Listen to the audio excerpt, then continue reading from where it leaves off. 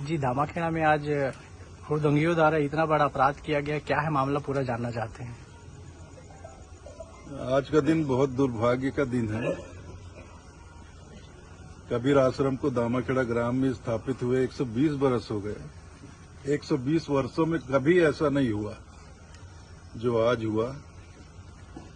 हमारे जो नए वंशाचारी हैं, नवोदित वंशाचारी उदित मुनि पर हमला करने के लिए धारदार हथियारों से लैस होकर गांव के 50-60 गुंडे आश्रम के सामने आकर उत्पात किए, जबरदस्ती आश्रम में घुसने का प्रयास किए और गेट के बाहर से उन्होंने बहुत अश्लील गालियां दी।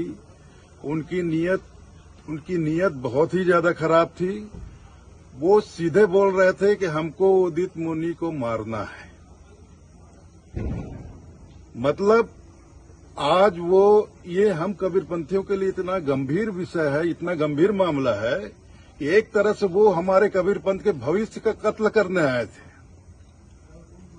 फिर कुछ लोगों को पकड़ा गया और लोग इकट्ठे हुए, गांव के लोग इकट्ठे हुए, आश्रम के लोग इकट्ठे हुए। फिर भानु प्रताप गोस्वामी आए तो फिर वो लोग धीरे से खिसकने लगे। इतने में मुझे खबर लगी, मैं अंदर से बाहर आया। फिर मेरे आने पर वो लोग भागने लगे तो फिर दौड़कर कुछ लोगों को पकड़ा गया। तो मैंने तुरंत ही इसकी सूचना छत्तीसगढ़ प्रदेश के गृह मंत्री जी को करवाई। गृह मंत्री जी ने हमारे एसपी साहब, आईजी साहब, कलेक्टर साहब सबको खबर दिया और दामाखेड़ा तुरंत पहुंचने का निर्देश दिया। और गृह मंत्री जी खुद अभी चलकर आए, उन्होंने पूरी जानकारी ली प्रशासन से। यहां पुलिस बल आते ही कुछ लोगों को गिरफ्तार भी किया गया है और संस्था, हमारे आश्रम की संस्था प्रतिनिधि सभा की तरफ से हमारे सिमगा थाने में एफआईआर दर्ज करवा दिया गया है। कितने की संख्या में हुड़दंगी लोग यहाँ पहुंचे हुए? हुड़दंगी लोग करीब 60 से 70 लोग रहे होंगे और हथियार से लैस थे। ये बहुत ही मतलब पहली बार ऐसा दामाखेड़ा में देखा जा रहा है। कहा जा रहा है कि पुरानी रंजिश जो सरपंच है उनके द्वारा ये सब कराया गया ये है। इसमें ज्यादा लोग जो वर्तमान में सरपंच है, लेडीज सरपंच, उसका हस्बैंड है, उस सरपंच के परिवार के ही लोग थे। क्योंकि ये लोग 2020 में मेरे नाम से और कबीर आश्रम के नाम से 10 लाख रुपए संस्कृति विभाग से लेकर के उसको गबन करके खा गए थे। इसकी जानकारी होने पर हमने इसकी शिकायत थाने में कर दी थी और ये सब फरार फिर रहे थे।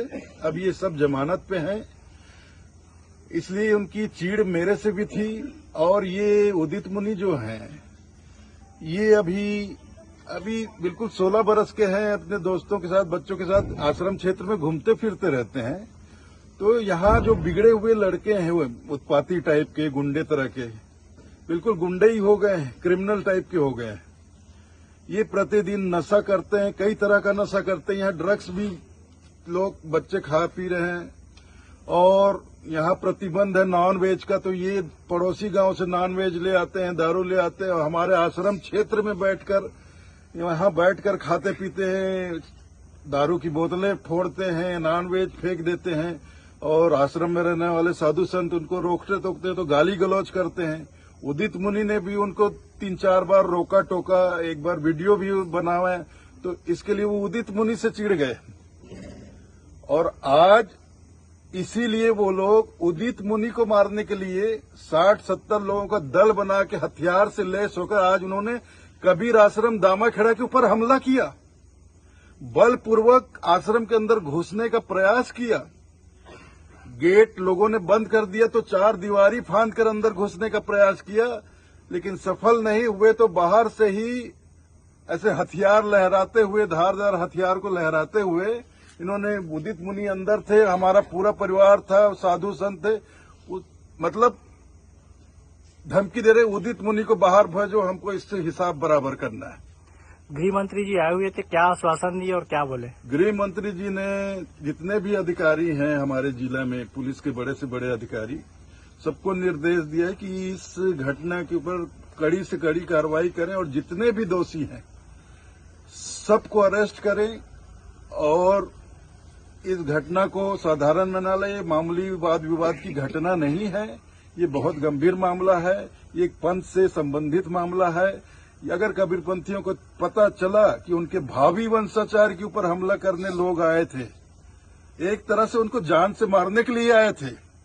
ये वास्तव में वाद विवाद, छोटी मोटी वाद विवाद की बात नहीं है। उनका इरादा ही यही था। वो आज उदित मुनि को मारने के लिए आए थे हथियार लेकर। और ये पहली बार ऐसा हुआ कि कबीर आश्रम के ऊपर 60-70 लोगों ने दल बनाकर हथियार से लैस होकर यहाँ हमला किया है और जबरदस्ती घुसने का प्रयास किया है।